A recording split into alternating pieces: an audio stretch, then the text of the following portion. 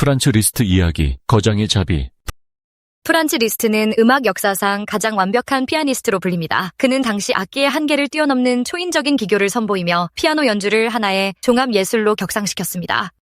역사상 가장 위대한 피아니스트 중 한 명으로 꼽히는 프란츠 리스트. 근데요, 그의 진짜 위대함은 그 화려한 연주 실력 너머에 있었습니다. 오늘 들려드릴 이야기는요, 바로 자기 명성을 훔친 한 사람을 만났을 때 리스트가 보였던 정말 믿기 힘든 반응에 대한 겁니다. 자, 여러분 한번 상상해보세요. 전혀 모르는 누군가가 내 이름을 도용해서 돈을 벌고 있어요. 기분이 어떠실 것 같아요? 아마 대부분은 엄청 화가 나거나 뭐랄까 배신감을 느끼지 않을까요?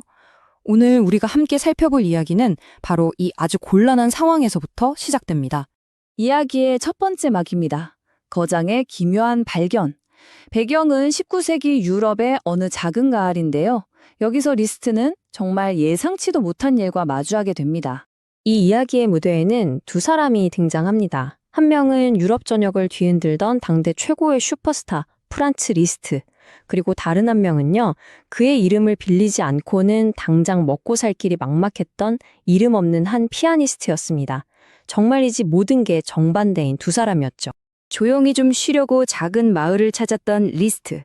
그런데 길을 걷다가 그의 눈에 아주 이상한 포스터가 하나 들어온 겁니다.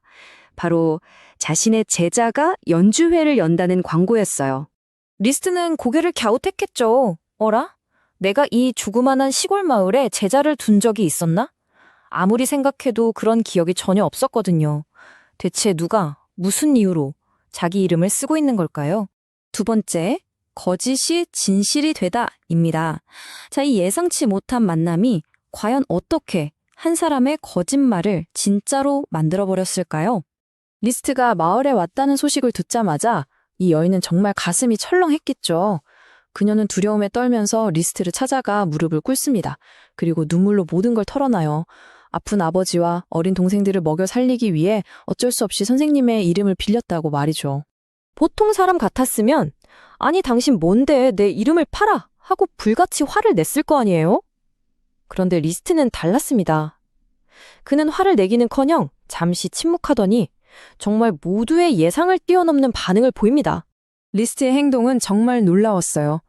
그녀를 꾸짖는 대신 나를 위해 한번 연주해보시오 라면서 피아노로 이끌었습니다. 그녀가 덜덜 떨면서 서툰 연주를 마치자 그는 직접 그 옆에 앉아서 타건법부터 감정 표현까지 짧지만 아주 핵심적인 레슨을 해주기 시작했습니다. 그리고 레슨이 끝나자 리스트는 이렇게 말합니다. 이제 당신은 나에게 가르침을 받았으니 명실상부한 나의 제자가 되었소. 그러니 당당하게 무대에 오르시오. 이건 그냥 용서해준 게 아니에요. 그녀의 거짓말을 진실로, 진짜로 만들어준 거죠. 근데 리스트의 자비는 여기서 그치지 않았습니다. 그날 밤 연주의 맨 앞자리에 앉아서 그 누구보다 뜨거운 박수로 그녀를 응원했다고 합니다. 한 거장의 품격이 한 사람의 인생을 절망에서 희망으로 완전히 바꾸어 놓은 그런 순간이었습니다. 세 번째, 음악 너머의 인간. 아니 도대체 프란츠 리스트라는 사람은 어떤 사람이었길래 이런 놀라운 품격을 보여줄 수 있었던 걸까요? 당시 그의 인기는요, 리스트마니아라는 신조어가 생길 정도였어요. 이건 요즘 아이돌 팬덤을 상상하는 그 이상입니다. 공연 중에 팬들이 기절하는 건 예사였고, 그가 쓰던 장갑 한 짝을 가지려고 막 싸움이 벌어질 정도였으니까요. 이런 절대적인 슈퍼스타가 이름도 없는 연주자에게 그런 자비를 베풀었다는 게 생각할수록 더 대단하게 느껴집니다. 물론 그의 음악적 업적 자체도 정말 혁명적이었습니다. 단순히 연주만 잘한 게 아니고요. 현대 피아노 연주법의 기초를 다졌고 교향시라는 새로운 장르를 만들어내면서 음악의 역사를 통째로 바꾼 인물입니다. 그야말로 기술과 혁신의 정점에 선 사람이었던 거죠. 마지막, 자비의 유산입니다.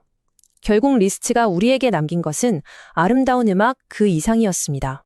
그의 대표작인 사랑의 꿈 같은 곡을 들어보면요, 정말 눈부시게 화려한 기교 속에서도 다른 사람을 향한 따뜻한 시선과 깊은 서정성이 느껴져요.